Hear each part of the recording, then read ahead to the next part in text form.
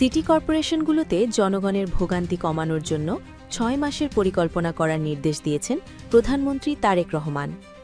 ২৪ ফেব্রুয়ারি মঙ্গলবার দুপুরে প্রধানমন্ত্রীর সঙ্গে নতুন নিযুক্ত ৬ সিটি কর্পোরেশনের প্রশাসক দেখা করতে গেলে তিনি এই নির্দেশনা দিয়েছেন। ঢাকা উত্তর সিটি কর্পোরেশনের নতুন প্রশাসক শফিকুল ইসলাম খান বলেন, আমরা চাই বাংলাদেশের জনগণের প্রতিনিধিত্ব নিশ্চিত হোক।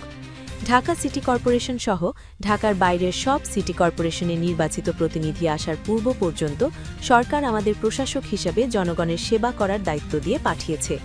আমরা চেষ্টা করব বাংলাদেশ সরকারের ভাবমূর্তি উজ্জ্বল করতে। প্রধানমন্ত্রী নগরবাসীর কাছে যেসব প্রতিশ্রুতি দিয়েছেন তা বাস্তবায়নে আমরা নিরলসভাবে কাজ করে যাব। তিনি বলেন, প্রধানমন্ত্রী উনি চায় প্রতিটি সিটিতে একটা ক্লিন সিটি থাকুক, পরিষ্কার পরিচ্ছন্ন এবং সবুজায়ন থাকুক।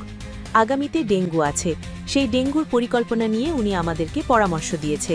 তিনি আরও বলেন, আমরা এখনও অফিসে যোগদান করতে পারিনি, আমরা আগামীকাল থেকে অফিসে যাব। আমাদের কর্মকর্তারা আছেন, তাদের সঙ্গে মিটিং করে আমরা একটা প্ল্যান বানিয়ে আমরা সেভাবে কাজ করব। ঢাকা উত্তর সিটি কর্পোরেশনের নতুন প্রশাসক শফিকুল ইসলাম খান বলেন, নিশ্চয়ই আপনারা জানেন আমরা দীর্ঘদিন আন্দোলন সংগ্রাম করেছি। আমরা চেয়ারে বসে থাকার লোক নই।